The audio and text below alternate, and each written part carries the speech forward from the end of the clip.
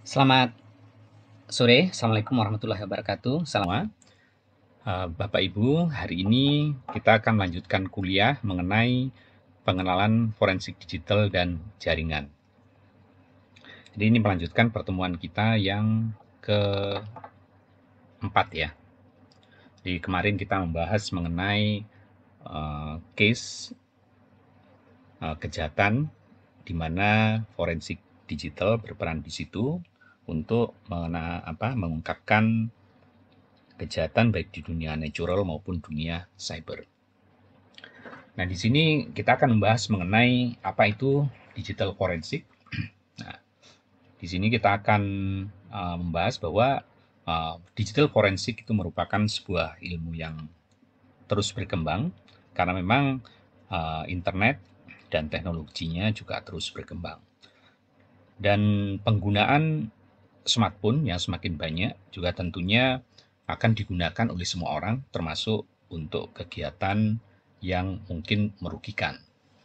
Nah, sehingga di sini peran digital forensik akan sangat membantu melengkapi dari forensic science yang sudah ada sebelumnya, di mana di kuliah kita pertama kita sudah membahas forensic science mulai dari bagaimana golongan darah memiliki peran penting dalam pengungkapan kejahatan, kemudian ada sidik jari, kemudian ada DNA, kemudian ada ukuran tubuh, pengenalan wajah, pengenalan tulang, gigi, kemudian ilmu tentang insek atau serangga, dan lain-lain. Nah, di sini digital forensik sangat powerful, terutama dalam mengungkapkan proses terjadinya sebuah kejahatan. Jadi di sini bisa kita lihat bahwa banyak kejahatan yang terungkap dari video yang ditangkap dari kamera atau CCTV.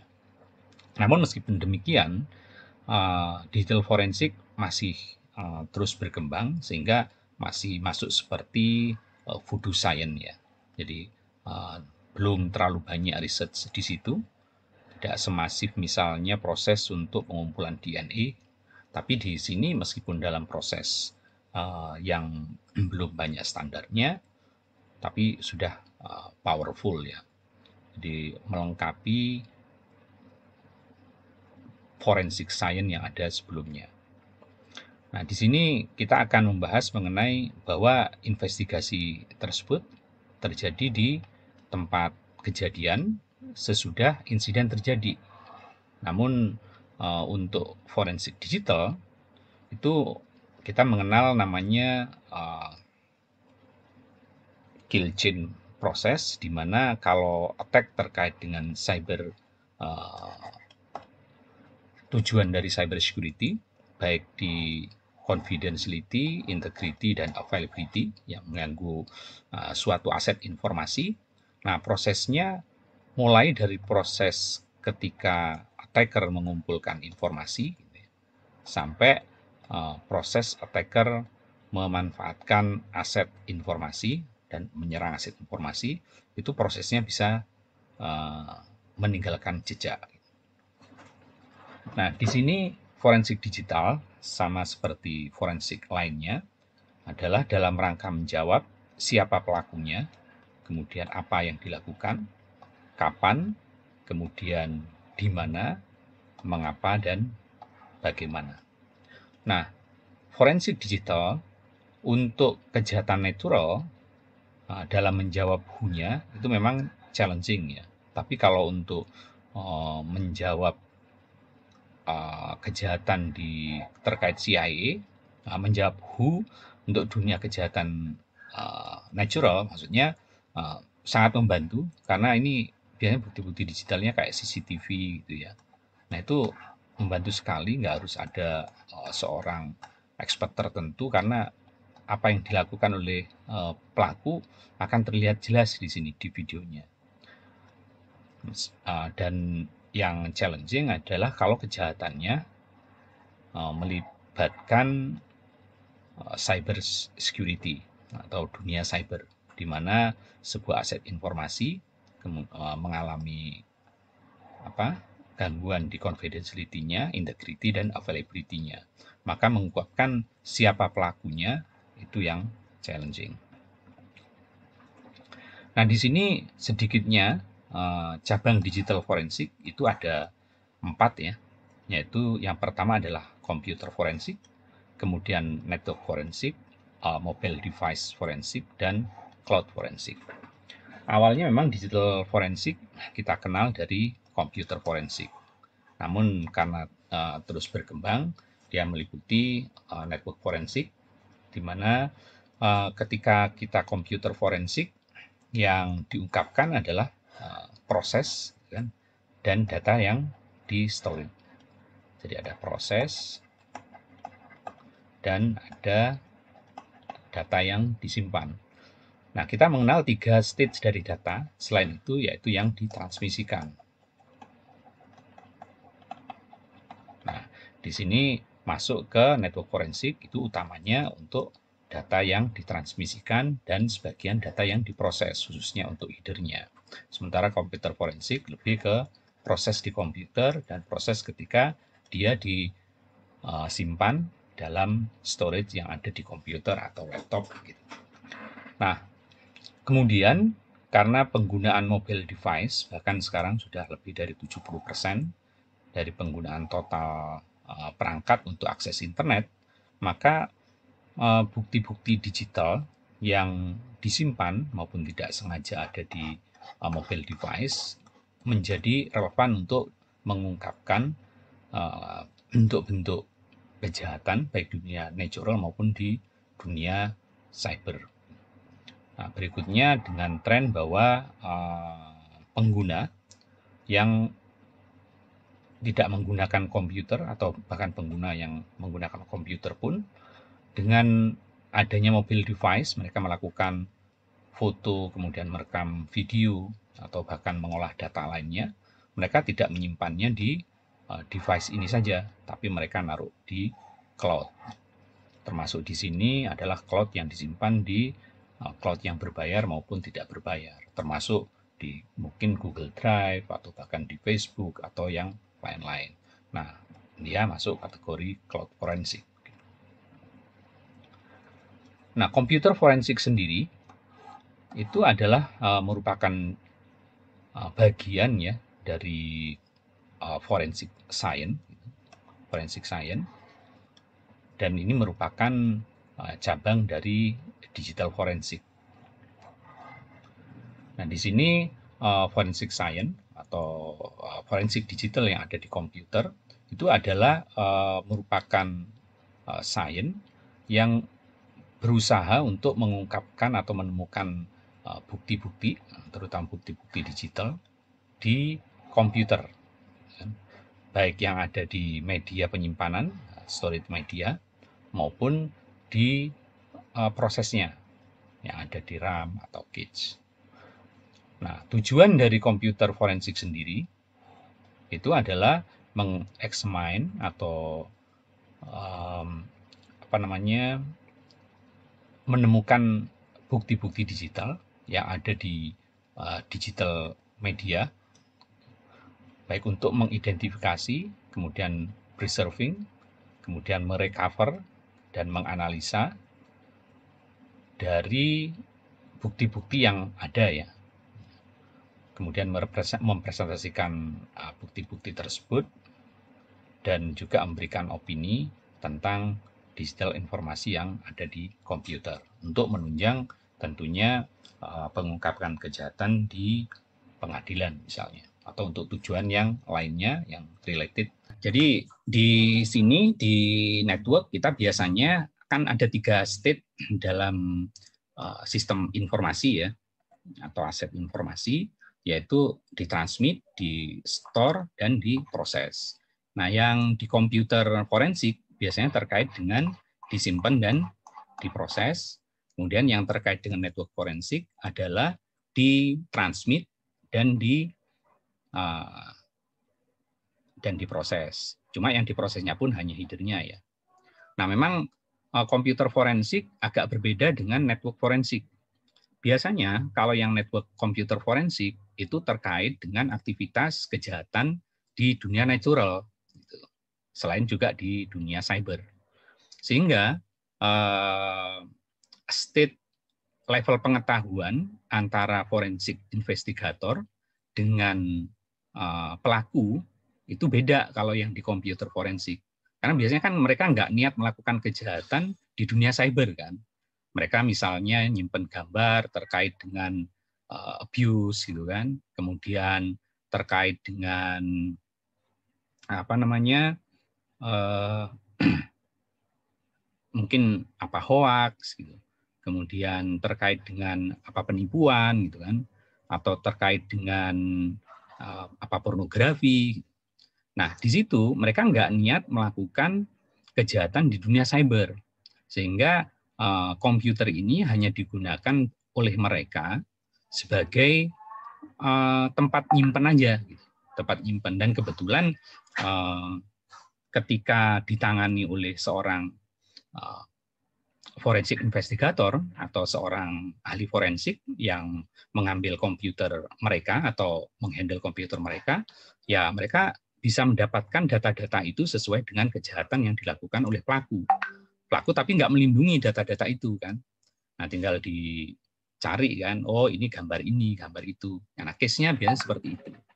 Namun kalau yang di network, biasanya orang-orang yang melakukan kejahatan cyber yang menggunakan network, biasanya level knowledge-nya setara gitu, antara pelaku sama investigatornya. Jadi investigator sama pelaku yang diinvestigasi itu setara. Jadi tools yang mereka gunakan imbang, sehingga tugas seorang investigator ahli forensik untuk mencari jejak di network itu memang relatif lebih susah dibanding nyari jejak kejahatan yang di komputer. Jadi kadang-kadang si pelaku sama investigatornya itu menggunakan tools yang sama. Gitu. Sementara kalau yang di komputer forensik, ya karena pelakunya ya hanya menggunakan komputer ini sebagai alat untuk nyimpen sesuatu gitu, sehingga ya kadang-kadang mereka nggak punya pengetahuan yang secanggih investigatornya. Paling hanya untuk mengekstrak apa gambar mungkin ya, atau data-data yang lain, mendokumentasi serta menganalisis. Nah itu bedanya. Sehingga di network forensik itu ada intrusion analysis. Ya. Seperti teman-teman kemarin lihat, case-nya pun paling banyak yang terkait dengan cyber forensik itu adalah kejahatan-kejahatan yang ada di dunia natural. Sementara kejahatan-kejahatan yang terkait dengan CIA, confidential, integrity, dan availability dari aset informasi atau aset cyber, kita sebut aset cyber ya, itu jauh lebih banyak yang kejahatan natural. Sehingga kalau kejahatannya itu sudah melibatkan CIA, meskipun ada juga pelakunya yang script kiddie gitu ya, tapi umumnya pelakunya dalam level yang sama dengan investigatornya. Sehingga meskipun ada tahapan-tahapannya, kita kenal nanti di serangan di cyber itu ada namanya chain of attack gitu. Mulai dari attacker mengumpulkan informasi sampai mereka mendapatkan akses ke komputer korban. Nah, itu tahapan-tahapan itu kadang-kadang sulit untuk didetek gitu kan. Atau dianalisa secara berdiri sendiri. Nah, tools-nya, sehingga tools untuk mendeteksi serangan yang terkait dengan CIA di dunia cyber itu membutuhkan tools yang cukup banyak gitu ya. Sehingga tantangannya adalah bagaimana mendapatkan gambaran mereka melakukan itu. Kemudian tantangan berikutnya adalah di mana mereka melakukan itu.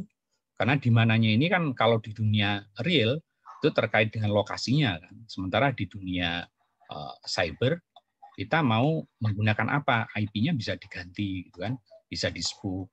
Sehingga tantangan memecahkan di mananya itu relatif lebih sulit. Berikutnya adalah siapa nih yang melakukannya. Karena seseorang attacker bisa saja menggunakan botnet gitu. Kemudian yang ini yang nyerang. Sehingga kalau misalnya ini yang kita analisis, kemudian ini dikaitkan dengan seseorang, orang A misalnya, tentu aktivitas yang ada di sini tidak dilakukan oleh ini, tapi dilakukan oleh seseorang yang nggak tahu dari mana. Nah, tantangan ini menyebabkan forensik di network itu biasanya lebih complicated. Nah, berikutnya yang cabang dari forensik digital itu adalah mobile device forensik ya. Nah, mobile device forensik. Nah, mobile device forensik ini menjadi menarik seperti beberapa teman-teman membahas di sini. Pak Tovan, kemudian Pak Fadias, sama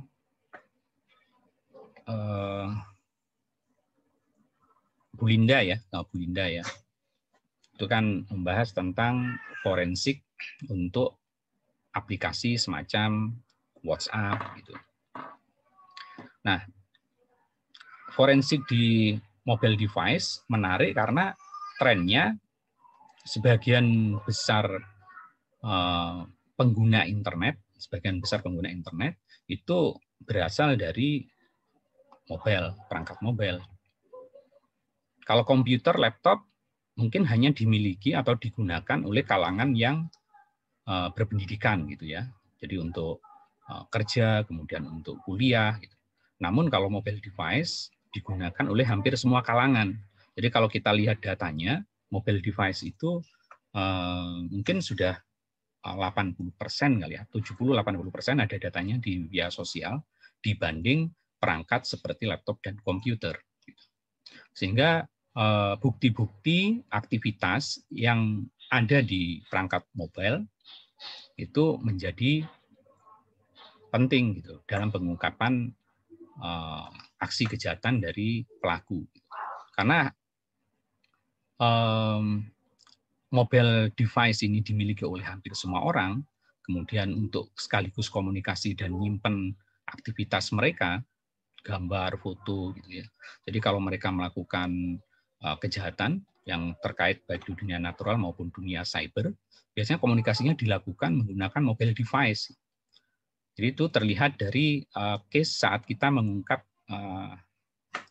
case forensik digital ya, di mana bukti-bukti itu selain ada dari CCTV, itu biasanya mereka terungkap dari penggunaan mobile devices. Ya, di sini mobile forensik itu adalah subset dari digital forensik yang menggunakan perangkat mobile. Gitu. Jadi ini di mobile forensik.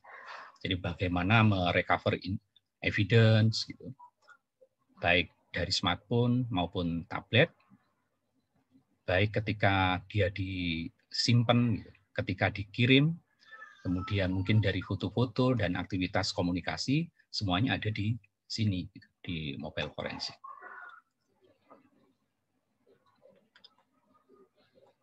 Bahkan untuk kegiatan-kegiatan perbankan, kemudian komunikasi perusahaan, gitu, mobile device digunakan. Sehingga ya tentu saja bukti-buktinya kalau melakukan sesuatu pasti akan ada di situ.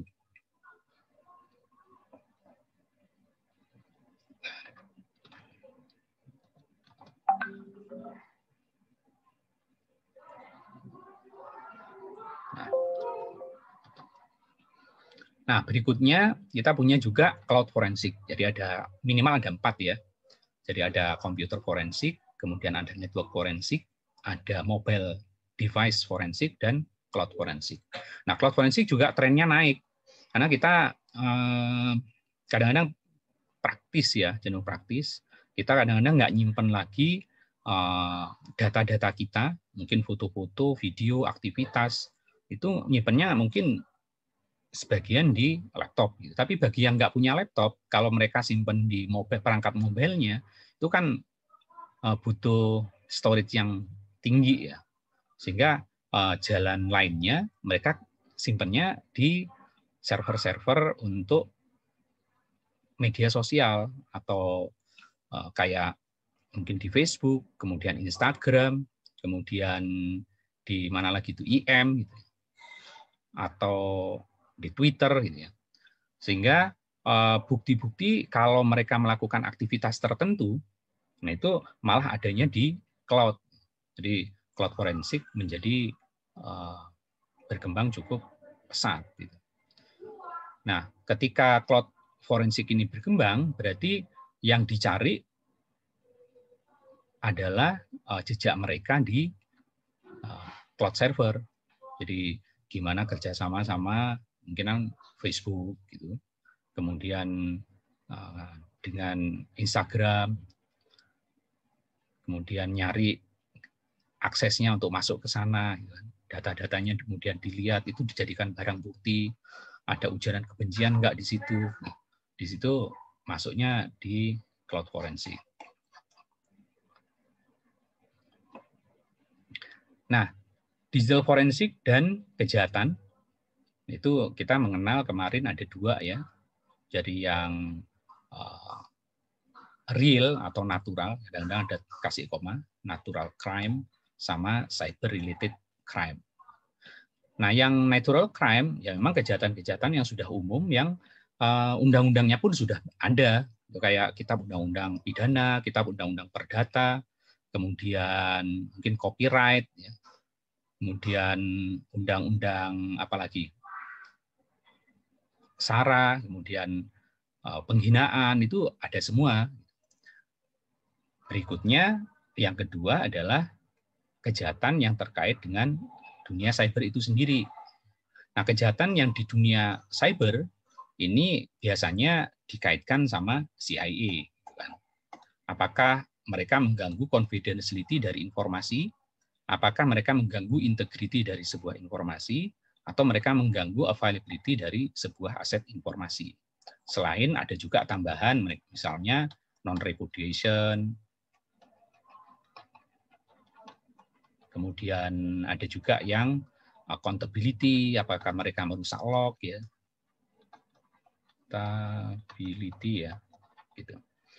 Nah, tapi kalau ini misalnya teman-teman mau ini bahwa yang cyber related crime itu nggak harus mengganggu confidentiality, integrity, availability dari aset informasi, tapi juga non-repudiation dan accountability. Tapi saya mau lihat di kontennya misalnya.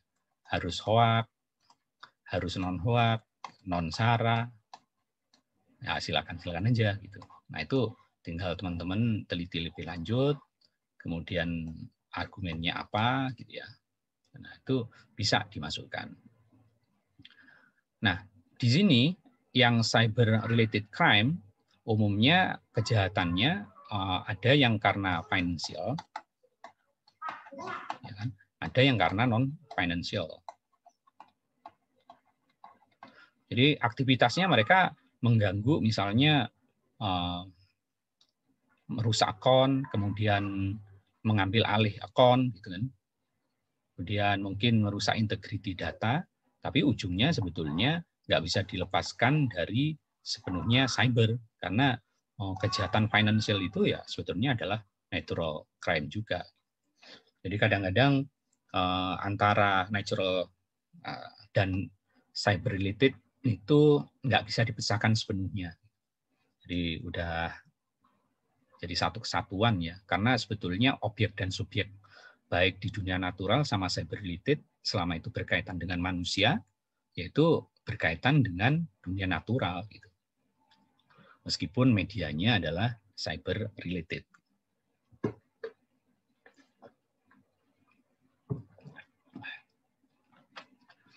Nah, ini digital forensik di dunia natural. Teman-teman kemarin kan membahas contohnya ya. Jadi ada kejahatan-kejahatan yang diungkapkan oleh forensik cyber, yang kejahatan itu sebetulnya kejahatan di dunia natural. Nah, di sini uniknya, kalau yang kejahatan di dunia natural, digital forensik, sini, digital forensik, itu untuk pengungkapan dunia natural dalam satu proses terjadinya kejahatan, kemudian identifikasi pelaku. Nah, di sini forensik digital sangat powerful, bahwa sebelumnya ketika mengungkapkan sebuah proses terjadinya kejahatan itu kan sulit tuh kalau menggunakan forensik science yang sebelumnya. Misalnya sidik jari, gitu kan, sidik jari ada di mana-mana, tapi kan itu nggak menceritakan bagaimana seseorang melakukan kejahatannya. Memang bisa, mungkin kalau detektif seperti siapa, Conan, detektif Conan, itu dari melihat buktinya saja dia bisa merekonstruksi apa yang terjadi, tapi kan tentu nggak mudah. Tapi kalau bagi forensik digital, contohnya CCTV yang merekam kejadian, orang awam pun langsung bisa melihat bahwa kejadiannya itu seperti ini. Jadi dalam melakukan perekaman proses terjadinya, digital forensik itu powerful, jauh lebih powerful dibanding forensik yang ada sebelumnya. Kemudian dalam mengidentifikasi pelaku, kalau kejahatannya di dunia natural itu juga powerful, karena kita di sini punya CCTV, gitu kan, mungkin alat perekam suara, kemudian ada apa untuk gambar mungkin ya, gambar gitu. Nah, jadi setelah proses terjadinya diketahui, kemudian di wajahnya bahwa wajah ini adalah punyaan si A, kan ada fotonya ya. Kemudian suara ini punyaan si B, gambar ini punyaan si C. Nah, itu tinggal masalah apakah video ini asli atau enggak. Masalahnya di situ.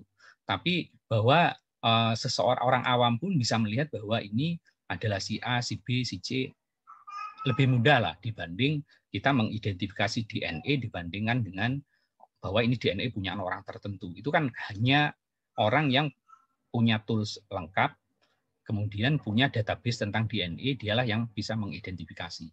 Tapi kalau yang di CCTV, orang awam pun bisa melihat, menerka aja, at least menerka bahwa oh si A ini memang ini.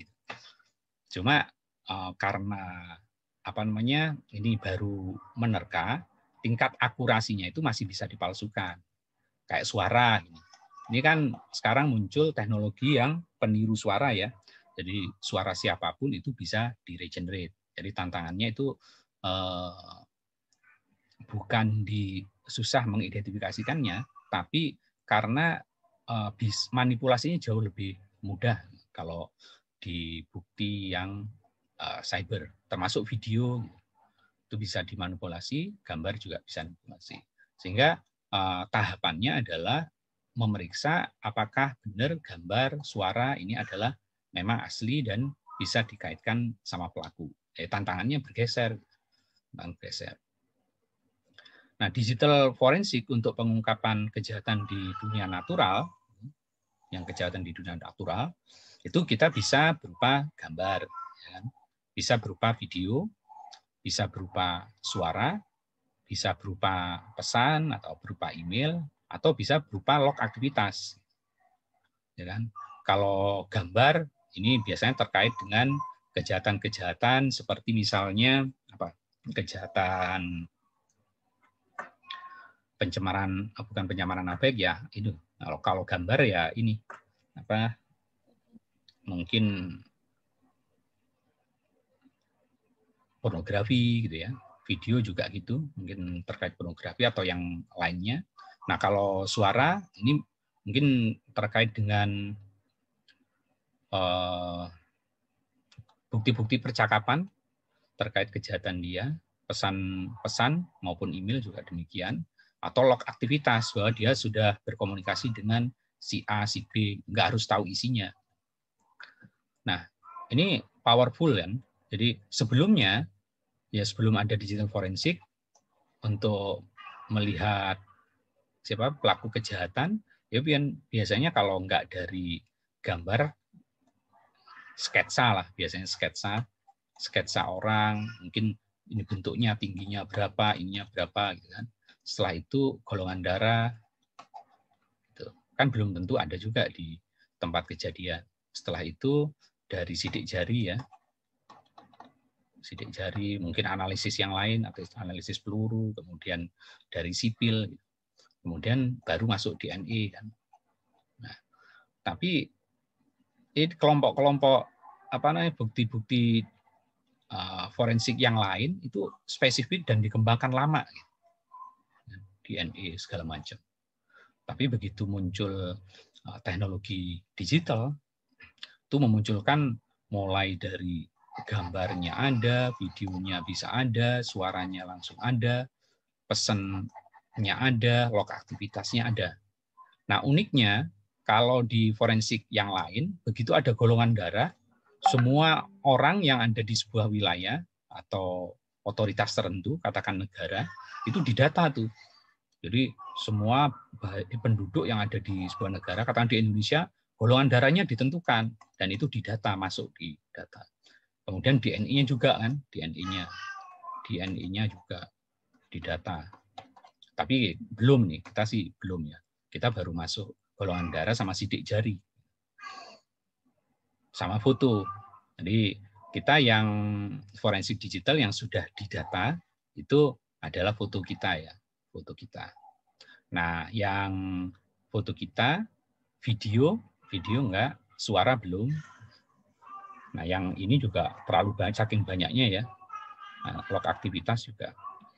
Jadi powerful, namun bagaimana mengaitkan antara pelaku sama kita, termasuk gambar pun, itu kan mudah dimanipulasi ya, dipasangin apa, sehingga susah dideteksi. Itu menjadi tantangan sendiri. Jadi powerful, tapi tantangannya juga ada. Nah, berikutnya adalah digital forensik untuk mengungkapkan cyber related crime. Nah, yang ini yang jauh lebih menantang karena jauh lebih sulit, kan? Karena kalau yang untuk kejahatan natural, pelakunya itu memang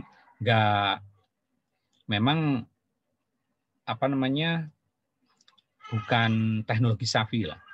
Karena mereka nggak fokus di teknologinya kan. Dia itu ya hanya melakukan, kemudian ya gambarnya mungkin mereka simpen, videonya ada, suaranya mungkin ada. Sehingga pengungkapan digital forensik untuk kejahatan natural biasanya tantangannya adalah bagaimana merekonstruksi gambar, bagaimana merekonstruksi video dari device yang ada.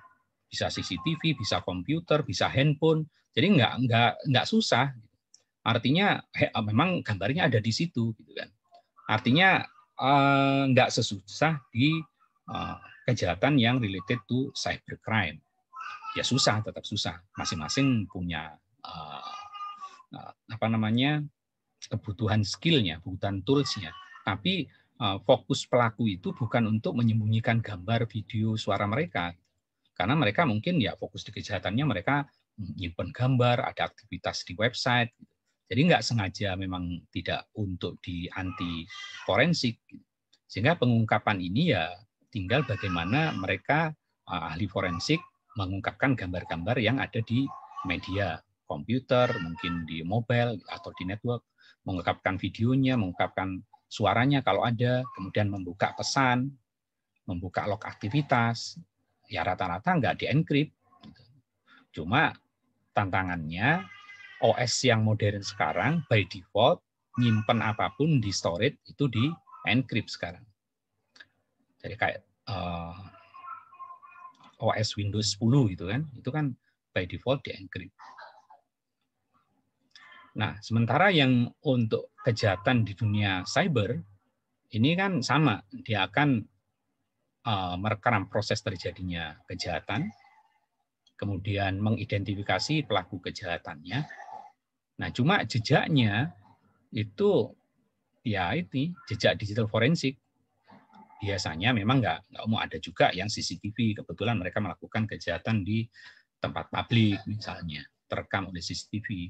Tapi kalau yang cyber attack kayaknya yang disponsori oleh negara gitu, ya jejaknya nggak ada, rekaman videonya nggak ada, mungkin suaranya nggak ada, ya kan. Yang ada hanya jejak bagaimana jejak malware atau jejak attack-nya, cyber kill chain-nya. Sehingga ada sih cyber kill-nya, cyber kill chain-nya, tapi mengidentifikasi pelakunya siapa itu persoalan beda lagi. Log aktivitasnya ada, tapi mengaitkan log aktivitas ini dengan pelaku kan susah. Sementara kalau yang di kejahatan dunia natural, ini videonya ada, gambarnya ada, sehingga gambar dari gambar saja melakukan identifikasi dengan pelaku bisa. Tapi kalau untuk kejahatan cyber, di mana rekaman gambarnya memang nggak ada, mereka melakukan spoofing, akses komputernya saja bukan dari komputer dia, ya kan, dari komputer yang mungkin sudah dihack jauh hari, sehingga meskipun ada rekam jejak malware-nya, jejak rekam log aktivitasnya, tapi mengidentifikasi ini dilakukan oleh siapa, itu persoalan berikutnya yang jauh lebih menantang.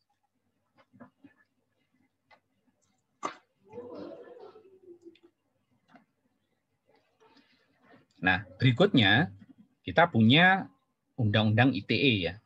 Jadi kita punya Undang-Undang ITE nomor 11 tahun 2008 yang diperbaharui dalam Undang-Undang nomor 19 tahun 2016. Tapi perubahannya juga nggak banyak. Nah, di sini ketika kita ingin mengungkapkan digital forensik untuk mengungkapkan kejahatan di dunia natural sama kejahatan di dunia cyber related crime, utamanya yang kejahatan di dunia natural ya. Artinya bahwa bukti-bukti bahwa ini gambar, ada video, ada suara, ada pesan atau email, ada log aktivitas yang ini bisa dijadikan sebagai alat bukti. Nah, ini sebagai pengembangan dari alat bukti yang sebelumnya sudah ada sebelumnya. Jadi alat-alat bukti mulai dari fisikal senjatanya, ada sidik jari, ada DNA dan lain-lain. Nah, yang bukti-bukti digital ini menjadi bukti perluasan dari bukti-bukti yang ada sebelumnya. Gitu. Sehingga kalau di pasal 5 kita bisa melihat bahwa informasi elektronik dan atau dokumen elektronik dan atau hasil cetak merupakan alat bukti hukum yang sah. Dan alat ini, informasi elektronik, dokumen elektronik, dan hasil cetaknya, itu sebagaimana disebut di ayat 1, merupakan perluasan dari alat bukti. Jadi alat bukti ya, merupakan perluasan dari alat bukti yang sah sesuai hukum yang berlaku di Indonesia. Nah, namun tantangannya untuk yang cyber-related crime. Cyber-related crime, karena bukti-buktinya biasanya berupa jejak malware, attack, atau log aktivitas. Ini tetap berlaku, yaitu berlaku, cuma membuktikannya jauh lebih challenging. Nah, informasi elektronik dan atau dokumen elektronik ini dinyatakan sah apabila menggunakan sistem elektronik sesuai dengan ketentuan yang diatur dalam undang-undang. Sah apabila ya diambil dengan cara yang benar gitu kan, nggak diambil lewat interception misalnya. Jadi ini akan gambar, video, suara, pesan, email, log terutama ya, atau jejak malware atau jejak attack dan log aktivitas itu dinyatakan sah apabila menggunakan sistem elektronik yang sesuai dengan ketentuan yang diatur dalam undang-undang. Ya, diatur dalam undang-undang termasuk undang-undang ITE tentunya. Kemudian ketentuan mengenai informasi elektronik dan dokumen elektronik sebagaimana dimaksud pada ayat 1 tidak berlaku untuk ini yang memang ada dokumen yang harus ditulis dalam bentuk tertulis ya. Kemudian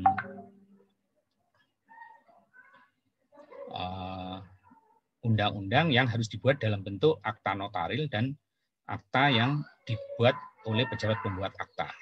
Ini harusnya ada satu lagi, mestinya pasal 5 atau pasal berapa yang menyatakan bahwa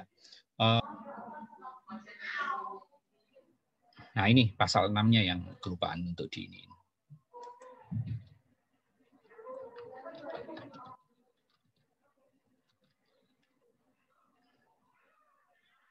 Jadi di pasal 6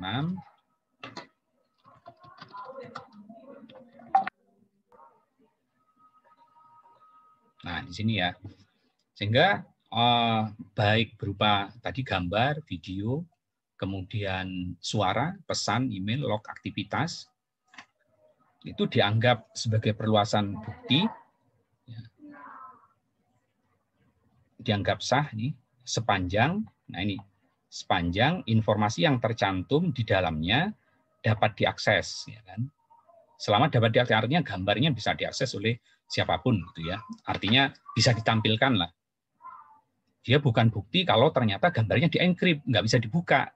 Ya dia nggak bisa dijadikan alat bukti karena dia nggak bisa diakses. Tapi kalau dia bisa dibuka, dipresentasikan ke pengadilan, dilihat oleh hakim, nah bisa diakses, berarti dia bisa sebagai alat bukti.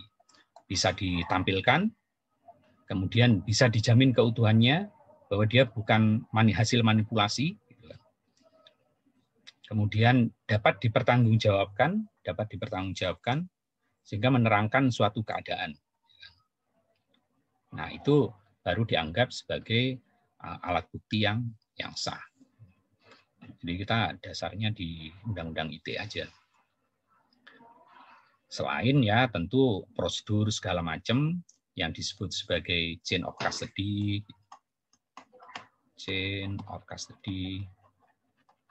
Nah, itu harus dipenuhi ya.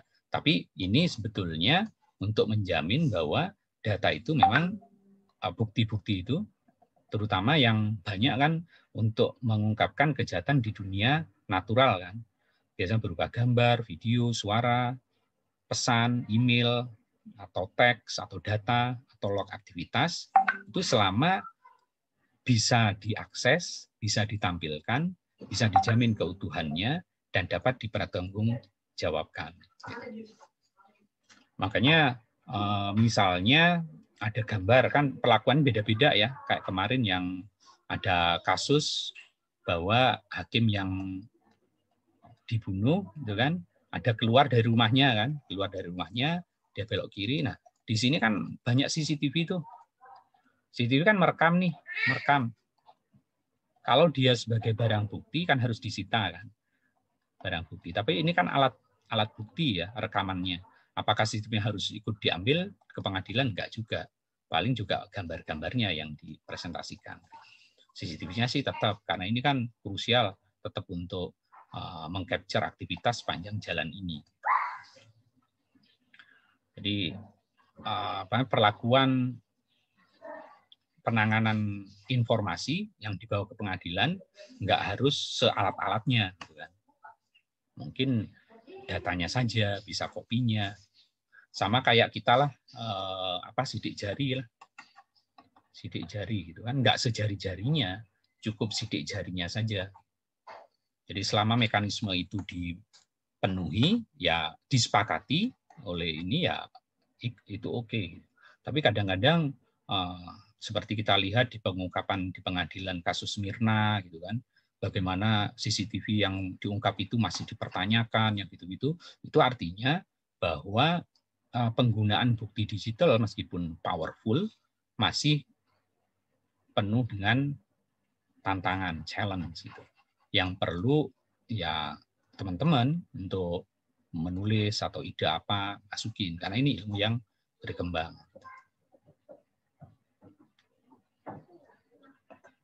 Nah, berikutnya ini udah maghrib ya. Jadi kita akan lanjut lagi jam 18.30 sampai selesai nanti. Jadi kita istirahat dulu, teman-teman mungkin nggak perlu keluar, tinggal nanti gabung lagi di jam 18.30 ya. Ya, Pak. Baik, ya. Pak. Baik, Pak. Ya. Sudah, Pak. Oke. Baik, kita lanjut kuliah kita hari ini mengenai forensik digital. Nah, ini adalah perbuatan yang dilarang di Undang-Undang ITE ya. Jadi ada yang nomor 11 tahun 2008, kemudian nomor 19 tahun 2016. Nah, di sini perbuatan yang dilarang yang terkait dengan cyber related itu yang pertama adalah yang membahas tentang kontennya. T ini. Jadi kontennya itu adalah yang memuat asusila, kemudian yang memuat perjudian, pencemaran nama baik, ancaman, hoak, dan sara. Nah, ini ditulis dalam pasal 27 sampai 29. Nah, yang konten ini itu memang di cyber security secara umum, konten itu nggak masuk sebagai tujuan CIA ya. Jadi CIA, jadi confidentiality, integrity, dan availability itu tidak membahas konten apa. Jadi mau kontennya tentang gambar, ya, mau tentang teks, mau tentang video, mau tentang suara, kemudian mau membahas apapun, XYZ, itu nggak dibahas di tujuan security. Selama kontennya dikategorikan sebagai katakan rahasia atau nggak rahasia, nah disesuaikan dengan yang penting confidentiality-nya kalau memang dijaga ya dijaga, integritinya kalau memang perlu dijaga, validity-nya dengan demikian juga. Namun di Undang-Undang ITE kita definisikan bahwa kontennya yang termasuk perbuatan dilarang itu adalah konten yang mengandung unsur asusila, unsur perjudian, kemudian unsur pencemaran nama baik, unsur ancaman, unsur hoak, dan unsur sara. Jadi selama kontennya mengandung ini melanggar Undang-Undang ITE. Nah, teman-teman kalau misalnya mau menulis kemarin bahwa untuk tujuan dari cyber security, CIA, ini kan informasi berseliweran ya, bukan hanya dijaga confidentiality-nya, integrity-nya, availability-nya, tetapi kontennya sendiri mesti diatur misalnya ya. Nah, khusus untuk wilayah di perimeter Indonesia misalnya. Nah, ini masuk dari tujuan cyber ya silakan saja karena sudah diatur di Undang-Undang ITE. Tapi secara umum memang CIA itu tidak mengatur kontennya. Tapi kalau mau itu dimasukkan, kemudian diatur kontennya, yang penting teman-teman harus menulisnya alasannya apa, kemudian dasarnya apa, tujuannya apa. Itu mungkin bisa memperkaya wacana di tujuan cyber yang ada di Indonesia. Yang kedua, yang dilarang di Undang-Undang ITE adalah yang terkait dengan cyber security, yaitu tujuannya CIA. Karena di bagian kedua ini ditulisnya di pasal 30 sampai pasal 33, yaitu akses tanpa hak, ya kan? Akses tanpa hak. Akses tanpa hak ini berarti menyalahi confidentiality dan availability ya. Karena availability itu hanya untuk yang berhak. Confidentiality juga untuk yang berhak. Sementara yang akses tanpa hak ini berarti melanggar dua ini, confidentiality dan availability. Kemudian intersepsi yang dilarang. Intersepsi berarti dia melanggar apa? Confidentiality ya. Bisa melanggar confidentiality atau mungkin data integrity. Kemudian integritas data itu yang dilarang karena manipulasi data kan nggak boleh nih. Berarti yang ini dilindungi data integrity, kemudian melihat tanpa haknya confidentiality itu juga dilarang, sama yang melanggar availability. Jadi melanggar confidentiality dan melanggar availability. Nah, itu ditulisnya di pasal 30 dan 33. Nah, ini yang kejahatan yang related to cyber security yang memang biasa dibahas di buku-buku tentang cyber security. Nah, berikutnya kejahatan yang nggak boleh juga di Undang-Undang ITE adalah yang terkait dengan copyright. Nah, undang-undang copyright. Copyright ini memang bukan tujuan dari cyber security CIA, tapi memang ini dibahas tersendiri ya masalah copyright. Kemudian undang-undang privacy juga diatur. Kemudian di undang-undang ITE itu ada beberapa pasal yang privacy. Nah, di sini yang melanggar copyright itu ada di pasal 33 dan 35.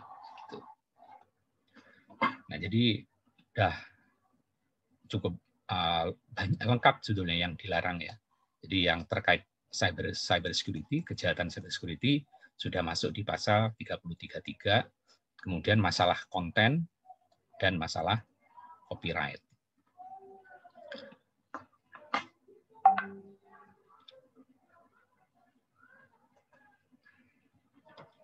Nah, berikutnya kita membahas mengenai tipe dari investigasi. Jadi, ini ada beberapa tipe investigasi, yaitu investigasi oleh internal, internal investigation, kemudian investigasi yang terkait untuk pengungkapan kriminal, kemudian investigasi yang terkait dengan mensupport real world. Jadi kalau kejahatan atau ini yang terkait, kalau kita nulisnya natural ya, natural world. Nah, kemudian ada investigasi yang terkait insiden kalau masalahnya adalah availability. Bagaimana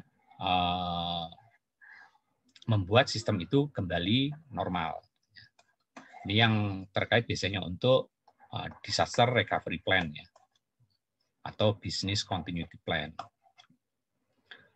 Jadi investigasi untuk menentukan sistem kembali bekerja normal. Ini biasanya nggak terkait dengan kejahatan, tapi mungkin terkait dengan kejahatan cyber security, tapi fokusnya bukan untuk nyari siapa pelakunya, mau dihukum berapa, karena biasanya kebanyakan fokus untuk memelihara aset itu jauh lebih penting dibanding nyari pelakunya kan.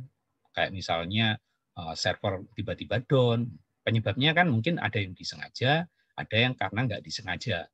Nah, fokus di nyari masalahnya, yang penting untuk balik ke kondisi normal.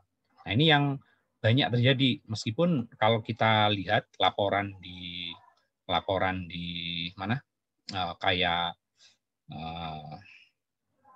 Norton gitu ya, kemudian laporan dari Tripwire dan laporan-laporan lainnya yang banyak kita dapatkan, itu kan attack itu dari tahun ke tahun kan meningkat ya, tahun ke tahun meningkat. Dari laporan di PSSN juga demikian, yang masuk di Indonesia attack itu meningkat. Tapi umumnya itu menyebabkan gangguan yang kadang-kadang korbannya, rata-rata perusahaan, itu nggak fokus untuk nyari pelakunya dibawa ke pengadilan. Jadi forensik digital itu di network itu part of tim IT. Yang penting ini ketahuan penyebabnya apa, gitu kan? Bukan orangnya siapa kan, penyebabnya apa, how-nya aja. Habis itu fokus utamanya adalah membuat sistem itu kembali. Nah, namun ada juga yang sampai nyari, oh ini ternyata pelakunya dari orang internal, itu biasanya untuk internal audit gitu ya, lebih supaya tim internal ini kerjanya lebih bagus misalnya, atau supaya nggak ada fraud di orang internal. Nah, ini fokusnya udah lebih dari ini, udah masuk ke internal investigation. Nah, meskipun jumlah attack gangguan di dunia cyber yang terkait CI itu banyak, bisa ratusan juta kan dalam 1 tahun, tapi yang masuk ke kriminal itu nggak banyak ya, karena tadi bahwa masuk ke kriminal kan juga ada cost-nya kan, baik dari sisi biaya dan waktu dan keahlian.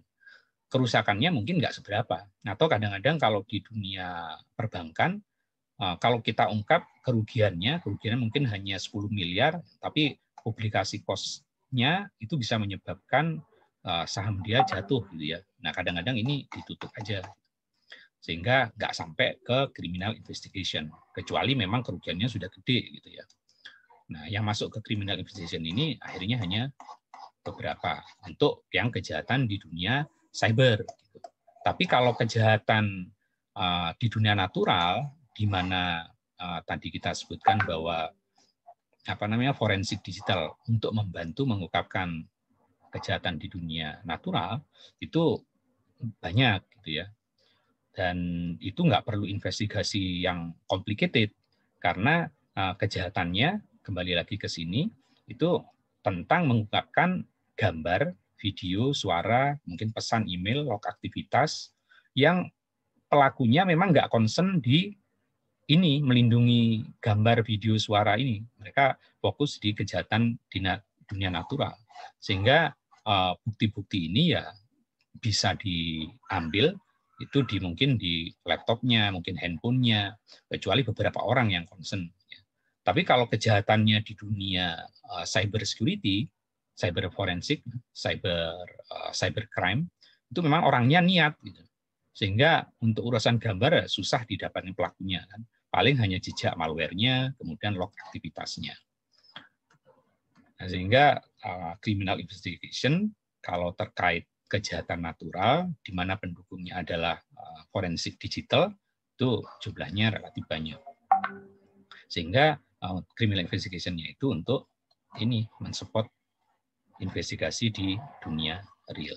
Nah, itu kira-kira ada 4 tipe investigasi. Nah, ini fase dari investigasinya itu kira-kira ada 4 tahap. Ada 4 tahap, yaitu yang pertama adalah akuisisi, yang kedua adalah recovery, kemudian analisis, dan presentation. Balik lagi kalau di Indonesia kan undang-undangnya menyatakan bahwa bukti digital ini dianggap sah sepanjang, jadi kalaupun ada ini, ada gambar, video, suara, pesan email, log aktivitas, baik didapatkan di perangkat yang dikuasai oleh pelaku maupun perangkat monitoring lainnya, itu dianggap sah sepanjang dia bisa diakses dan ditampilkan. Bisa dijamin keutuhannya, dipertanggungjawabkan sehingga menerangkan suatu keadaan. Jadi kalau di-encrypt ya nggak bisa. Maka setelah dianalisis, diiniin, tentu ini harus bisa ditampilkan atau dipresentasikan. Ini fase 1 akuisisi. Nah, di akuisisi ini ya seperti pengungkapan di dunia kejahatan natural ya atau real world. Jadi dia mengakuisisi bukti-bukti forensik secara umum dan termasuk diantaranya adalah forensik digital. Jadi tujuannya adalah untuk merecover atau mendapatkan bukti-bukti atau evidence tanpa mengubah ya kondisi tempat kejadian. Kemudian investigator itu harus mendokumentasikan sebanyak mungkin ya supaya dia bisa membuktikan bahwa memang pengambilan bukti digitalnya dilakukan sesuai dengan chain of custody-nya. Dilakukan oleh siapa, tanggal berapa, diserahkan ke siapa, masuk lab tanggal berapa, gitu-gitu. Nah, ini keunggulan dari forensik digital tadi. Forensik digital kan bisa banyak ya didapatkan di sekarang mungkin di mobile device, dan itu muncul di cabang forensik digital tersendiri yaitu mobile device forensik. Kemudian mungkin di komputer atau di laptop pelaku, dan ini yang masuk di forensik paling lama ya, komputer forensik, atau mungkin masuk ke data-data yang disimpan di cloud atau di media sosial oleh pelaku, masuk di cloud forensik, atau masuknya di ketika data-data itu ditransmit. Dan data-data itu transmit, masuknya nanti di network forensik. Nah, cuma kalau yang network forensik biasanya kejahatannya itu kejahatan yang sudah melibatkan kejahatan cyber, kecuali memang kita melakukan tapping ya, dengerin percakapan, melakukan intersepsi. Nah, kejahatannya bisa kejahatan biasa. Nah, powerful-nya forensik digital itu adalah bisa menggambarkan how-nya dengan jauh lebih mudah dibanding forensik yang lain, seperti sidik jari, kemudian DNA, golongan darah, dan bukti-bukti yang lain. Jadi mereka kadang-kadang nggak bisa bercerita banyak, kecuali di tangan seorang investigator yang kayak Conan gitu misalnya. Jadi begitu dia melihat titik-titik tertentu, dia bisa merekonstruksi. Tapi itu hanya dilakukan oleh orang-orang tertentu. Tapi kalau bukti digital, begitu ada rekaman CCTV, orang awam pun jadi tahu bahwa kejadiannya seperti itu. Nah itu powerful-nya forensik digital. Sehingga bagaimana menentukan sebuah insiden, terutama kalau insidennya adalah di dunia natural, itu relatif mudah. Jadi jauh bisa membantu forensik digital. Kecuali memang insidennya adalah insiden di dunia cyber yang melibatkan CIA, itu memang perlu alat dan keahlian khusus untuk menggambarkan bagaimana sebetulnya kejadiannya. Kemudian bagaimana sebuah sistem perlu diinvestigasi, kan? Nah, kalau yang dulu berarti harus di hard shutdown ya, hard shutdown. Harus hard shutdown kalau mau dicabut ya, supaya state pada saat mau mati itu masih bisa di capture.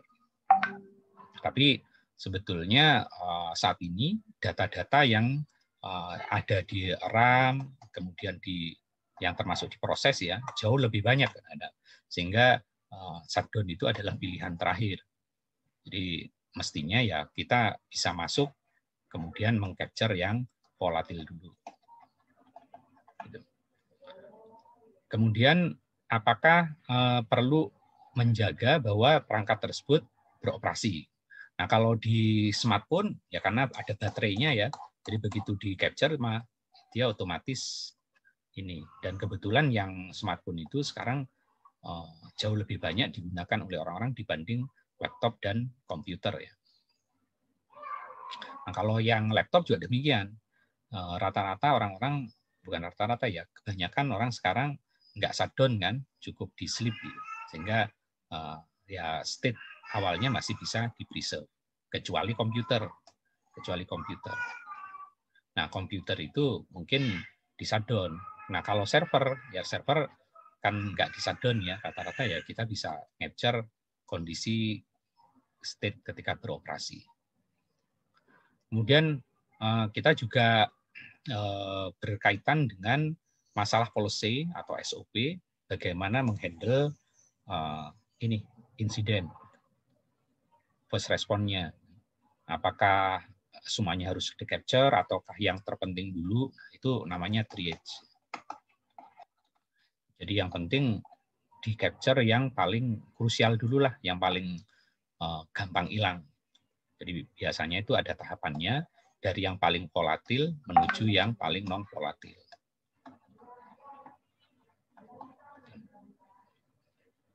Atau apakah perlu surat untuk penggeledahan atau surat untuk apa kayak semacam waran sebelum kita mendapatkan ini forensik digitalnya atau alat yang dikuasai oleh pelaku lah atau yang dicurigai pelaku.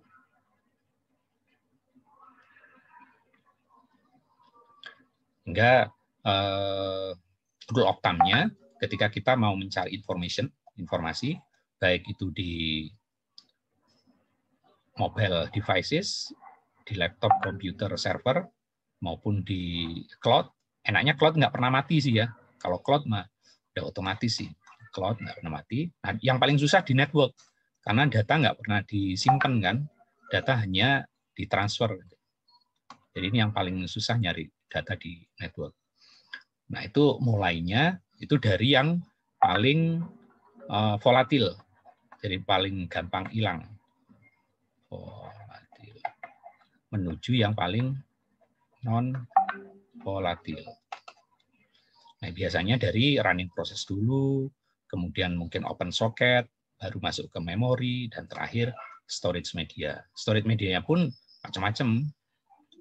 Kita mulai dari mungkin hard disk, kemudian masuk ke mungkin USB gitu kan, kemudian ada tape dan lain-lain. Nah, penting dalam akuisisi ini harus bikin kopi, karena kopi aslinya itu untuk bukti originalitasnya, yang satunya untuk dianalisis, minimal itu. Kalau bisa ya lebih dari satu kopi, cuma kan butuh hard disk ya. Nah, dulu biasanya kopi 1:1, hard disk to hard disk. Tapi kadang-kadang pelaku punya hard disk yang gede kan, sehingga menyusahkan juga harus nyiapin hard disk yang gede-gede. Sementara di sini kontennya mungkin nggak gede, sehingga prosesnya yang terjadi sekarang adalah ngopi image biasanya. Gitu. Nah ya kalau memungkinkan, memang bukti aslinya itu disimpan di locker. Tapi kan belum tentu ya, belum tentu bisa. Kayak server yang sedang running perbankan, masa gara-gara ada bukti digital di sini oleh pelaku kejahatan, servernya harus disimpan, kan mengganggu operasional juga.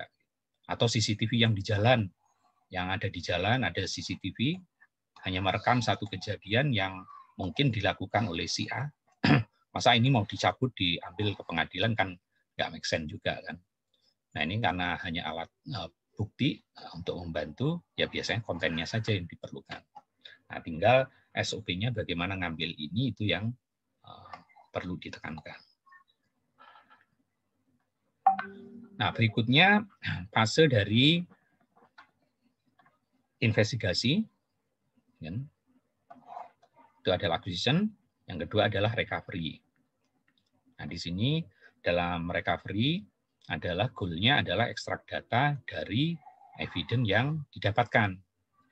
Ya, evidence-nya bisa perangkat mobile, laptop, komputer, ataupun server, kemudian di cloud atau di jaringan.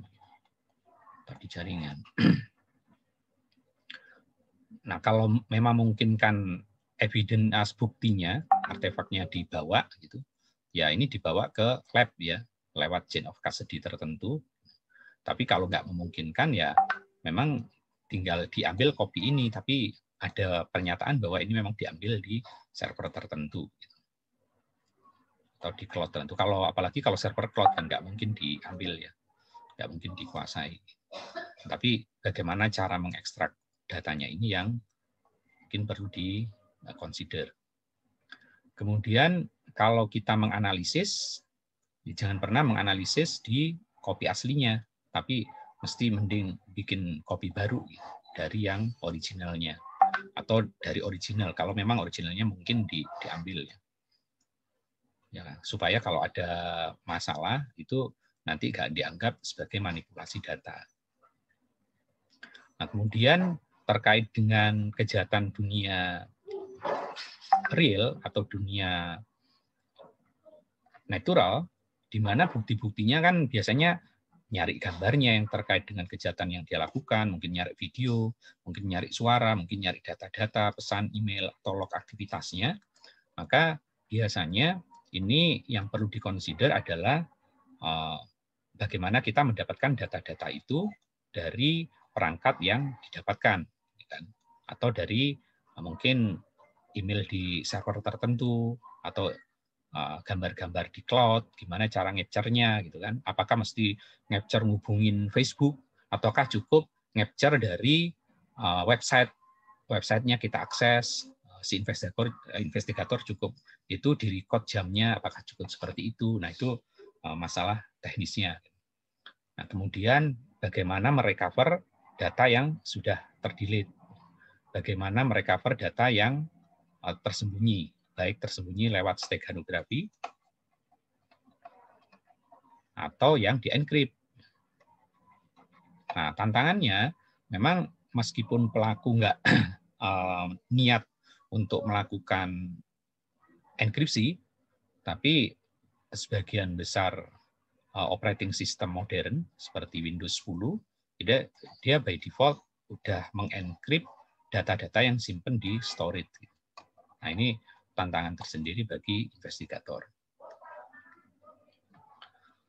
Nah, dalam rangka memulihkan data, nyari file yang di-delete, dan lain-lain, kita perlu memahami file system.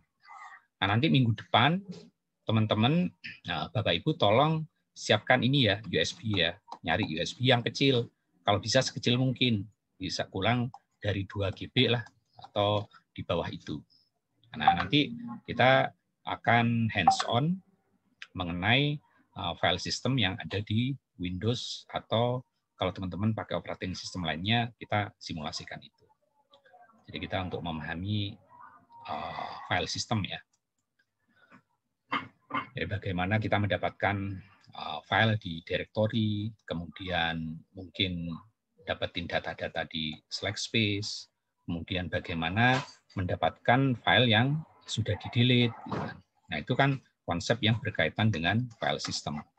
Karena bagaimana file system itu disimpan, itu kan OS, baik Windows maupun Linux maupun Apple, mereka punya sistem sendiri ya. Kalau di Windows ada misalnya FAT32, kemudian NTFS, dan lain-lain. Kemudian kita juga bisa mencari metadata dari file, mulai dari timestamp-nya, kemudian mungkin user ID-nya, mungkin header-nya. Nah, kalau image, mungkin termasuk jam berapa ngambilnya, dan dibuat oleh siapa, di tipe apa, dan seterusnya.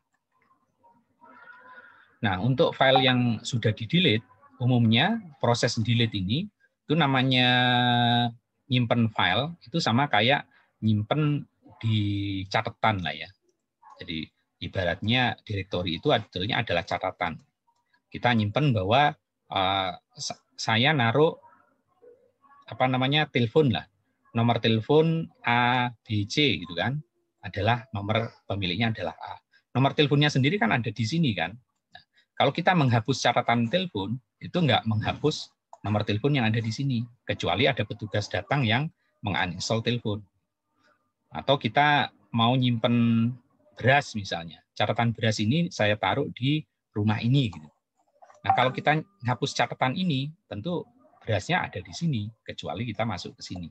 Nah, file system juga seperti itu. File system delete-nya itu sebetulnya delete directory namanya saja. Mau di sistem yang sekarang maupun sistem yang modern. Karena ngapus ini kan butuh resource juga. Kadang-kadang kita kerja masalah kecepatan. Jadi kalau nanti minggu depan teman-teman nyiapin ya USB, kita akan hands-on untuk file system. Nah, di sini kita bisa lihat bahwa meskipun kita delete, sebetulnya tempat aslinya itu masih ada. Nah, untuk istilah penggunaan address di storage itu kan sebetulnya kumpulan dari address ya. Nah, kemudian sistem itu nggak mungkin per byte penggunaannya, karena bisa nggak efisien.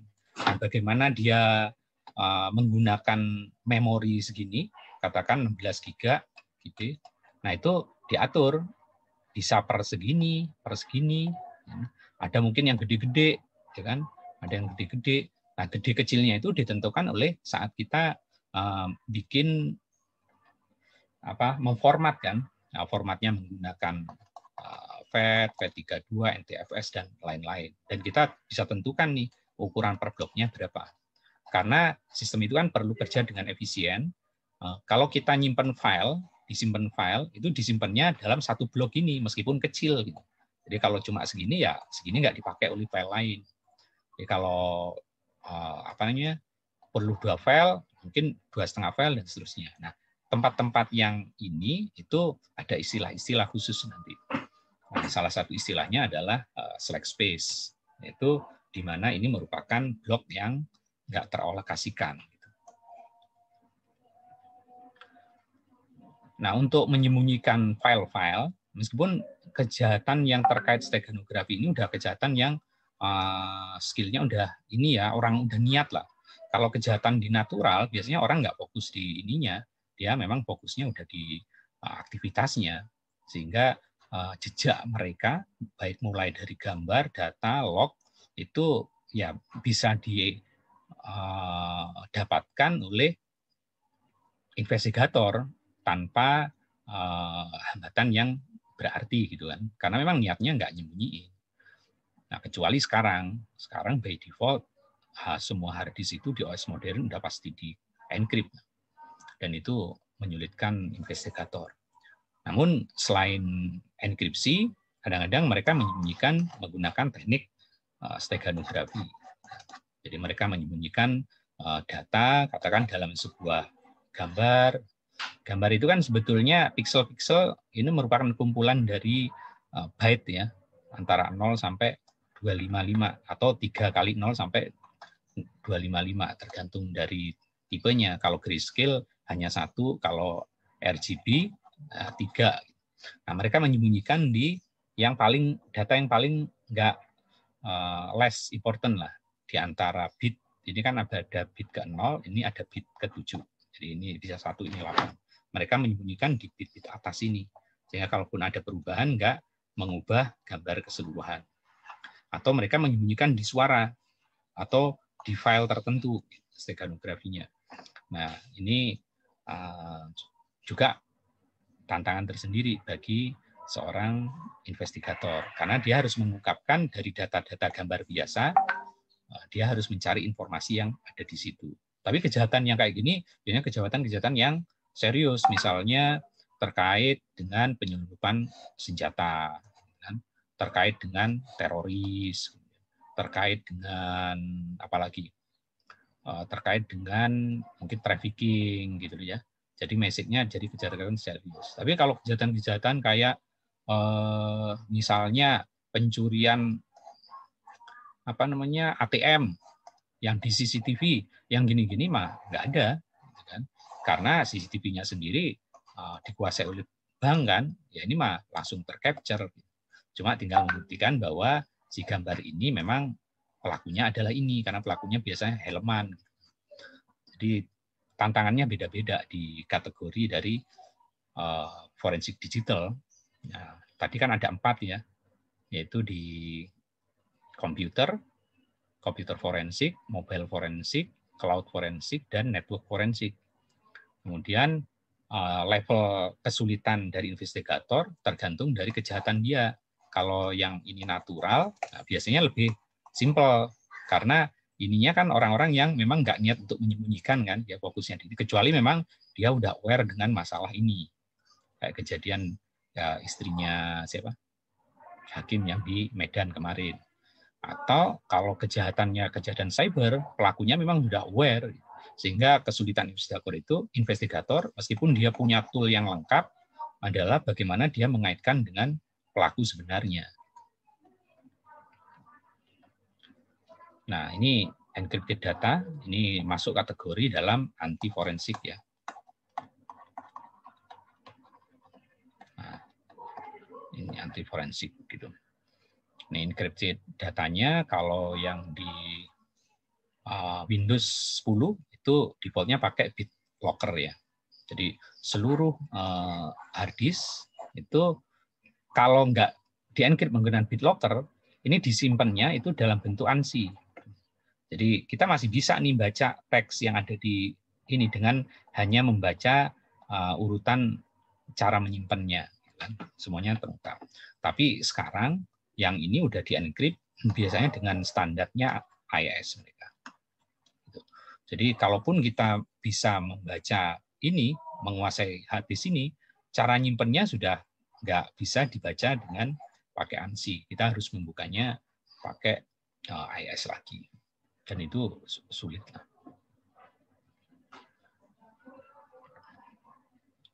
Nah, berikutnya masuk ke lanjutan dari recovery ya. Jadi bagaimana kita mencari file yang disembunyikan maupun yang di-encrypt. Ini menyulitkan.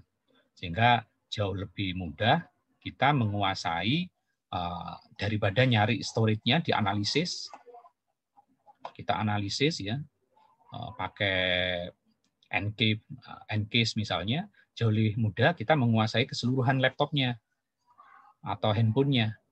Tinggal nyari login password si pemilik ini. Nah, kalau udah nyari ini, yang urusan encrypted BitLocker nggak berlaku kan, karena kita bisa akses ke seluruh device ini. Gitu. Atau investigator perlu mencari clue yang lain. Misalnya file, data, atau software yang disimpan lewat teknik steganografi. Atau cari crypto software. Atau mungkin comment historinya. Jadi tantangannya semakin banyak. Kemudian kita juga ketika mau merecovery ada file residu. Jadi file residu itu file yang di-delete tapi nggak ter-delete lah, nggak ter-delete sepenuhnya. Ya karena sistem penyimpanan data itu kan filenya sebetulnya direktori kan. Jadi kalaupun kita menghapus direktori itu, kita tidak menghapus konten yang sebenarnya. Pun kalau kita menghapus konten ini, itu kan harus ditutup ya. Jadi di overwrite. Nah, teknik penulisannya itu kan per blok gini ya. Gitu. Jadi mungkin yang di overwrite hanya yang bagian ini. Ternyata bagian ini adalah informasi pentingnya, itu mungkin masih ada. Nah, fase yang ketiga adalah masuk fase analisis. Nah, dalam fase analisis tentu kita menghubungkan dari semua evidence yang sudah didapatkan, kemudian dikaitkan dengan dugaan kejahatan dia yang dilakukan.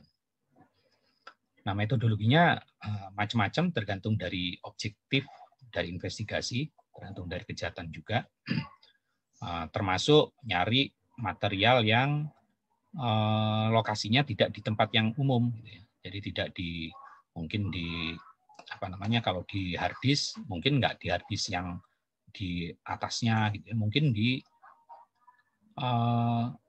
tempat yang nggak biasanya lah. Atau kalau di network mungkin nggak lewat network yang normal. Itu mungkin yang kontraband material. Kemudian bagaimana merekonstruksi event. Ini untuk event-event tertentu. Tapi kalau buktinya sudah pakai CCTV, mau udah otomatis kita nggak perlu merekonstruksi event. Eventnya sendiri sudah terlihat jelas. Kemudian menentukan sistem apa saja yang compromise. Nah, ini kalau kejahatannya di dunia cyber yang CIA kan. Nah, ini yang rata-rata nyampainya hanya nyampe untuk pemulihan sistem ini. Tapi nyampe ke pengadilannya ini yang sedikit, yang kasus kayak gini. Kemudian mungkin authorship analisis. Ini kontraband material itu adalah file yang terletak di lokasi yang spesifik. Misalnya mereka meletakkan gambar-gambar yang ilegal atau properti yang copyright lah, ininya copyright, atau mencuri kayak hasil-hasil riset, gitu ya. Nah mereka naruhnya di itulah, misalnya di direktori itu nama direkturnya pun hidden, gitu ya. Kemudian menentukan apakah filenya itu adalah ilegal atau enggak. Itu terkait dengan copyright tadi. Dan itu sudah, kalau di kita ada undang-undang ITE, itu yang dilarang kan ada konten, kemudian ada terkait CIA, dan terkait copyright. Mestinya sih kemarin saya baca juga tentang ini ya, tentang privacy, meskipun nggak banyak. Kemudian ini kita mencari material yang memang relevan dengan case yang kita hadapi, perlu specific knowledge tentang file system dan OS. Nah, untungnya di komputer yang modern sekarang, itu pelaku kejahatan nggak menggunakan OS yang aneh-aneh kan. Ya, terutama pelaku kejahatannya yang di dunia natural. Karena banyak kan di sini nih, ya OS-nya itu ya paling, kalau ke laptop komputer paling banyak Windows. Lebih dari 80%. kedua mungkin disusul Apple, tulisannya gimana sih? Kemudian Linux ya, yang ketiga. Kemudian kalau ini pun 30% dari device yang ada sekarang kan, karena mungkin lebih dari 70% adalah mobile. Nah, kalau mobile device ya Android. Kemudian iOS dari Apple. Udah. Berarti kerjaannya meskipun banyak jenis OS, tapi investigator itu deal-nya paling banyak dengan Windows atau Android, baru dengan Apple dan iOS Apple maupun Linux gitu. Nah, data-data ini kalau kejahatannya terkait dengan CIA, cyber security, atau kejahatan-kejahatan yang serius kayak trafficking, kemudian menyembunyikan data-data hasil riset tertentu yang top secret. Nah, itu baru kita berhadapan dengan data-data yang encrypted, hidden, obfuscated dulu ya. Tapi dengan berkembangnya anti forensik, even untuk kejahatan biasa pun yang file itu disimpan di Windows 10, ya kan? Kalau lagi mati hadisnya diambil, investigator nggak bisa ngapa-ngapain juga sekarang, karena by default Windows 10 itu ininya di encrypt menggunakan BitLocker. Nah, memecahkan BitLocker, membaca pakai Encase atau pakai Hexa editor itu udah barang yang nyaris nggak mungkin lah, tanpa mengetahui kunci dari penggunanya. Nah, ini cara menyembunyikan, misalnya file gambar disimpan dalam doc, jadi akhirnya diubah, mungkin namanya jadi nama yang aneh-aneh, atau lokasinya juga bukan di lokasi yang umum. Setelah itu baru merekonstruksi eventnya.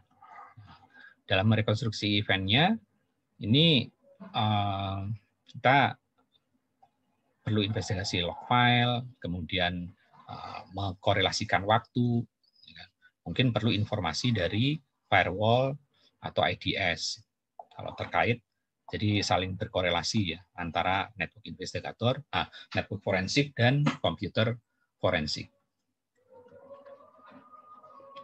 Nah, kemudian tiap kejadian kan selalu time-nya mesti ini kan, masih bisa dihubungkan kan, ini karena terkait alibi.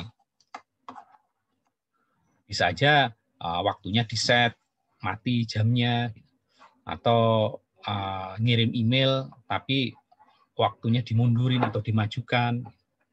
Nah, ini juga perlu di-consider. Nah, ini biasanya kita harus melihat ya waktunya kan ada yang per menit, ada mungkin per detik gitu ya. Ya granularity waktunya harus di-consider, kemudian mungkin different clock waktu atau clock yang ya kayak bergeser gitu ya. Yang penting kejadian ini kan apalagi kalau terkait CIA ya, pelakunya itu di US, kejadiannya di komputer di Indonesia misalnya. Apalagi ini pinjam ke sini dulu, baru ke sini. Nah, waktu-waktu ini kan harus di-consider ya, masalah log di IDS kita. Kemudian ada di email header dan time zone-nya juga mesti di-consider juga. Sehingga kadang-kadang mencari bukti-bukti digital untuk kasus-kasus tertentu seperti mencari jarum dalam tumpukan jerami. Bagaimana mencari file yang berkorelasi dengan kejahatan yang dilakukan, kemudian bagaimana merekonstruksi dari eventnya. Meskipun nggak semuanya, yang seperti ini memang relevan untuk kejahatan yang dilakukan di dunia cyber maupun kejahatan-kejahatan yang terkait tadi, yang sensitif. Mungkin trafficking orang, gitu kan, menyelundupkan orang dari benua Asia ke benua Amerika, itu kan udah serius banget tuh.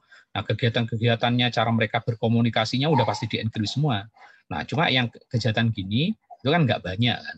Ya, kebanyakan yang melibatkan forensik digital, itu ya kejahatan-kejahatan natural, di mana bukti-buktinya itu mudah didapatkan karena nggak ada niat untuk dienkrip, mereka nggak niat untuk melakukan kejahatan ini serius ini. Jadi ya gambar ya begitu didapatkan handphonenya, ya gambarnya tinggal diambil, nggak pakai dienkrip dan nggak dimatikan juga gitu. Begitu kita dapatkan komputernya, di komputer itu ya ada message tertentu yang bisa diambil, yaitu membantu investigator juga, nggak perlu sampai nyari yang file ini perlu enkripsi apa, kemudian ini apa, ya tinggal menjaga chain of custody-nya, menjaga bahwa ini beneran nggak dimanipulasi yang lain-lain. Tapi tingkat kesulitannya yang benar-benar sulit itu ya itu kejahatan-kejahatan yang nggak sebanyak kejahatan yang pengungkapannya nggak butuh tool yang complicated. Nah, apalagi kalau mau melihat sistem yang terkompromis. Nah, kejahatan yang jenis ini tadi, jadi kejahatan-kejahatan yang tujuan utama dari korban itu adalah memulihkan sistemnya, sehingga tujuan membawa pelakunya ke pengadilan itu tujuan nomor X lah, atau nomor 2 gitu. Karena bagi mereka yang penting bisnisnya jalan kan. Nah, cuma kalau memang diminta untuk dibawa ke pengadilan, nah itu tugas investigator memang complicated karena untuk kejahatan jenis ini yang mengkompromis sistem, biasanya tools yang digunakan antara investigator dan pelaku itu udah selevel ya. Jadi yang ini menguasai anti forensik, ini juga, jadi kerjanya udah sama-sama susah. Nah, tapi untuk compromise system, rule of thumb-nya adalah investigator mesti mencari data dari yang non volatil dulu menuju yang dari yang volatil menuju non volatil.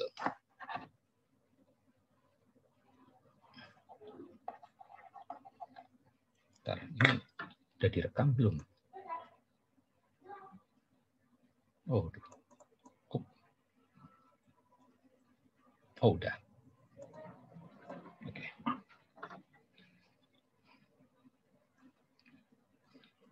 Kemudian kita mendengarkan network connection lewat Trojan, kemudian loop file yang unusual. Tapi untuk yang kejahatan melibatkan CIA ini, itu ini ada tergantung ya, karena kan ada yang zero day attack, gitu. Tapi secara umum ada kategori namanya kill chain ya.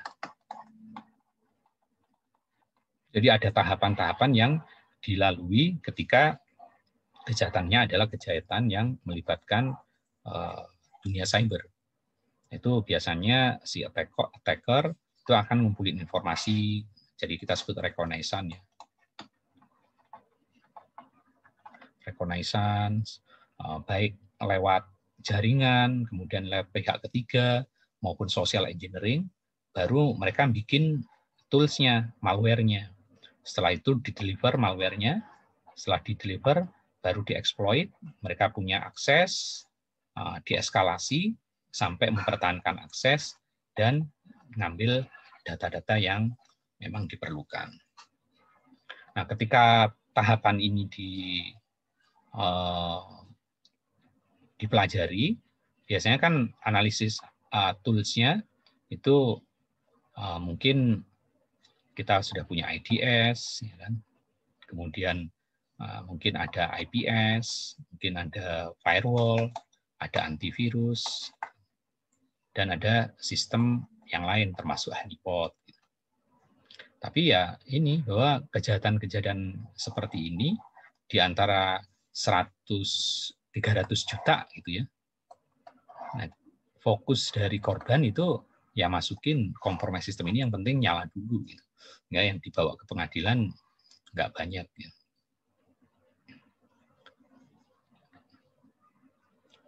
Nah, kemudian kita juga perlu perhatikan unknown execution. Jadi kalau misalnya ada malware yang dicurigai malware, kita mau investigasi. Nah, biasanya sistem ini itu kita jalankan di constraint environment. Nah, kita sebutnya biasanya di sandbox ya, atau virtual machine, atau dedicated machine, hardware terpisah. Ya, supaya kalau memang ini beneran malware, itu tidak akan merusak sistem secara keseluruhan. Ya, umumnya dua ini, sandbox atau virtual machine.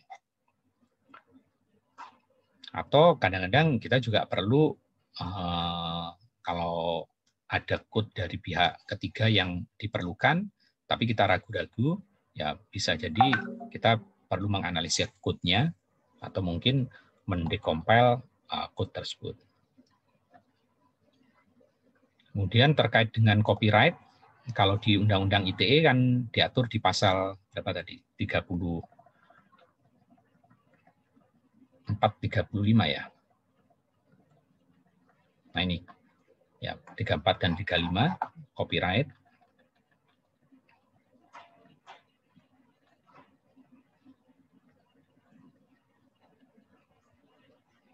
Ya. Kalau terkait copyright yang authorship-nya, berarti kita biasanya ngelihat header-nya ya. Lihat header-nya. Kemudian kalau terkait dengan kejahatan malware, berarti kita lihat kadang-kadang penulisnya siapa nih, si program yang virus, trojan, sniffer. Tapi biasanya nama-nama kalau udah program gini, kalau yang untuk copyright namanya benar. Ini alamatnya benar. Gitu kan. Tapi giliran untuk nulis program, virus, trojan, namanya udah nggak pernah benar. Udah nama-nama susah, yang ini pun susah dikaitkan dengan siapa sebenarnya di dunia naturalnya. Kemudian kalau terkait dengan mungkin phishing, spam gitu ya, atau blackmail, nah di email header-nya juga kita bisa lihat meskipun mereka menyembunyikan, itu kan di laporan header-nya bisa kita lihat. Jadi kadang-kadang actual person, pelaku kejahatan kalau di dunia cyber itu memang sulit untuk dihubungkan karena naturally yang internet ini itu adalah anonymous ya.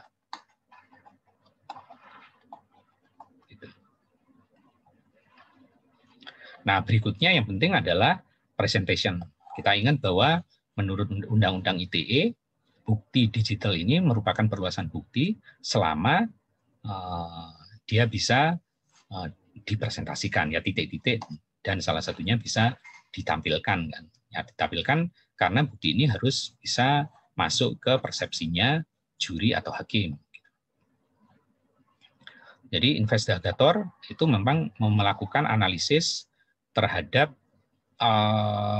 buktinya ya, forensik digitalnya. Kemudian dia bisa jadi saksi ahli. Kemudian untuk tujuan internal mungkin dia perlu melaporkan ke pihak yang lebih tinggi. Nah, tantangannya adalah bagaimana mempresentasikan ini material yang didapat dalam term yang simple sehingga ini mudah dimengerti. Karena tadi tantangannya kalau di forensik komputer, kemudian forensik mobile, forensik cloud, sama forensik network beda-beda kan. Nah, kalau yang di kejahatan natural, di mana bukti-bukti digitalnya pelaku berupa gambar segala macam itu kan mudah dimengerti. Tapi kalau sudah terkait term kayak misalnya ini adalah DDoS attack gitu kan. DDoS-nya menggunakan ICMP, smooth attack gitu kan. Nah, yang gini-gini kan harus dibahasakan dalam cara yang mudah karena yang menentukan benar enggaknya kan hakim, ya, tergantung model pengadilannya atau juri kalau di Amerika. Nah, ini ada beberapa forensik tool yang biasa digunakan untuk komputer ya, komputer forensik. Itu kita kan harus ngopi itu karena nggak boleh melakukan analisis di yang aslinya. Kopinya pun kita perlu bikin beberapa. Nah, ini alatnya adalah menggunakan DD atau PDD. Cuma DD ini powerful, tapi kalau kita salah klik bisa hapus semua kan. Nah, ini ada tool pembantunya. Kemudian untuk recovery ada Encase, ada SledKit. Nanti mungkin teman-teman bisa menggunakan apa namanya, Kali Linux ya. Di Kali Linux juga ada nih beberapa tools-nya. Nah, untuk analisis biasanya udah dari tool ini dikait-kaitkan, begitu juga dengan presentasi, bisa ini tool tergantung dari keahliannya, termasuk bikin dari PPT, mungkin dari Word, atau yang lain-lain. Nah, ini profil dari Digital Forensic Investigator. Ya, biasanya mereka memang harus mengerti hukum yang relevan dengan kejahatannya. Kemudian cara menangani bukti digital, mulai dari cara dia ngambil, kemudian cara dia ngopi, menganalisis, dan mempresentasikan. Kemudian setidaknya dia harus punya pengetahuan tentang file system kan, tapi udah dibantu tools, mungkin OS atau aplikasi. Kemudian di mana log itu disimpan, kemudian mungkin beberapa teknik yang mungkin digunakan oleh pelaku kejahatan. Kemudian mungkin kalau di Windows kita akses juga lib-nya, gitu ya. Kemudian mendapatkan password bagaimana. Kemudian tools apa saja yang eksis, yang bisa digunakan. Kemudian ini mampu menerangkan sesuatu dengan cara yang simple. Karena pada akhirnya bukti-bukti yang sudah dikumpulkan ini harus disampaikan ke juri atau hakim. Nah, karena digital forensik adalah ilmu yang berkembang. Kalau apa namanya, kayak DNA gitu ya, DNA itu kan sudah, atau ini ya kayak ya DNA lah. DNA itu kan memang ilmunya nggak semua bisa gitu ya. Begitu ada dia iniin, hakim sudah tahu gitu bahwa kalau DNA ini itu orangnya adalah si A.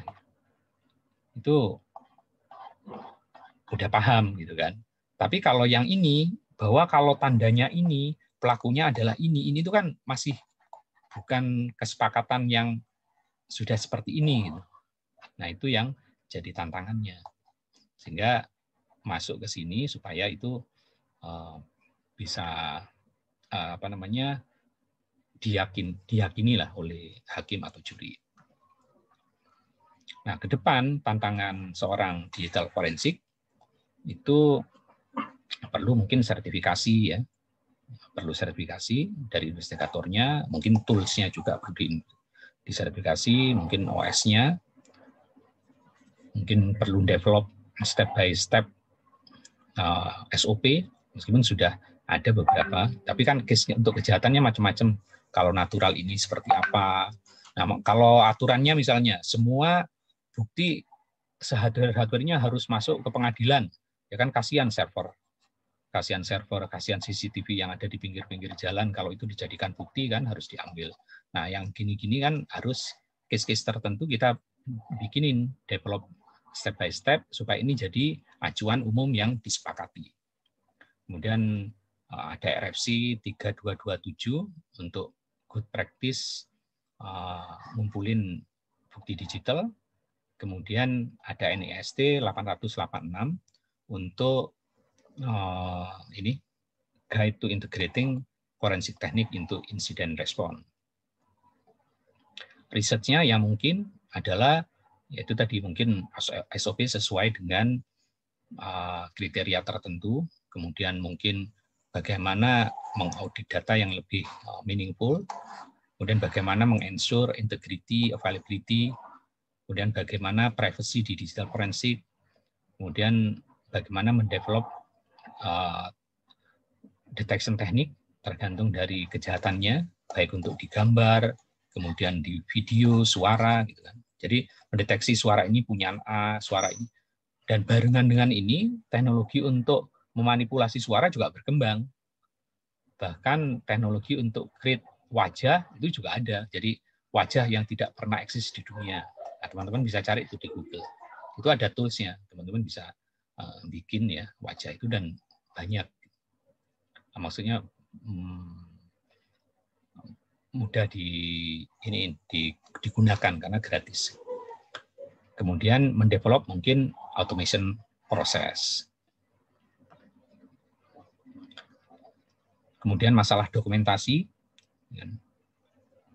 Nah, jadi sebetulnya ada lebih dari 50 file system ya yang sedang digunakan. Tapi mostly ya OS-nya kalau nggak Windows, Android, Apple sama ini. Sehingga FS file sistemnya pun tertentu. Kalau nggak NTFS, FAT32 yang gitu-gitu. Jadi meskipun ini banyak, tapi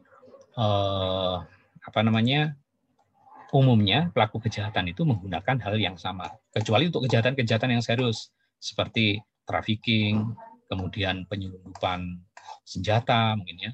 Nah mereka karena udah tahu ini, mereka nyari OS yang lama, kemudian nyari file system yang lama, sehingga itu akan menyulitkan investigator. Sehingga mau nggak mau investigator yang lengkap di lab-nya harus menyiapkan file system yang banyak ini. Kemudian mungkin mengenai malware, ada fingerprint tertentu dan malware-nya juga berkembang. Kemudian kalau bisa ya mengakses sistem yang memang lagi running dalam kondisi state yang bisa kita akses. Karena kalau ini mati, by default sekarang di OS modern, hard disk-nya itu udah di-encrypt. Kalau Windows 10 pakai BitLocker kan. Jadi begitu mati, kita ambil hard disk ini, udah susah untuk dibaca lah. Kecuali memang pelaku kejahatannya mau bekerja sama, ngasih akses. Kan susah juga. Nah ini ada beberapa sertifikasi terkait dengan forensik digital, yaitu yang dikeluarkan oleh IC Square, yang disebut sebagai Certified Cyber Forensic Professional, CCFP. Kemudian ada High Tech Crime Network. Kemudian ada NCIS Certified, ini yang tools based certification ya. Jadi NCIS Certified Examiner. Kemudian ada juga yang ini ada Access Data Certified, ACI Certification, kemudian ACE ya. Kemudian ada ini dari AC Council, CHFI, dan ada dari Science Institute maupun dari Defense Cyber Investigation Training Academy. Kemudian ada juga International Society of Forensic Computer Examiner. Kemudian ada High Tech Crime Consortium, Computer Technology Infrastructure Network, Digital Forensic Certification Board, kemudian Konsorsium Digital Forensic Specialist, Federal Law Enforcement Training Center, National White Collar Crime Center. Ini forensik digital di Indonesia, ada asosiasinya, AFDI, Asosiasi Forensik Digital Indonesia. Nah, kemudian ini kalau teman-teman sempat lihat film ya, nyari film searching, ada seorang ayah yang mencari anaknya lewat jejak digital. Kemudian biometrik juga bisa digunakan sebagai bukti forensik. Nah, itu saja. Jadi tugas minggu depan, nah nggak perlu dikumpulkan, tapi teman-teman tolong nyiapin USB ya. USB cari yang ukurannya kecil supaya cepat search-nya. Kalau bisa di bawah 2 GB. Nah, kalau yang film ini mungkin nggak perlu, nanti dulu aja. Jadi cukup nyari USB.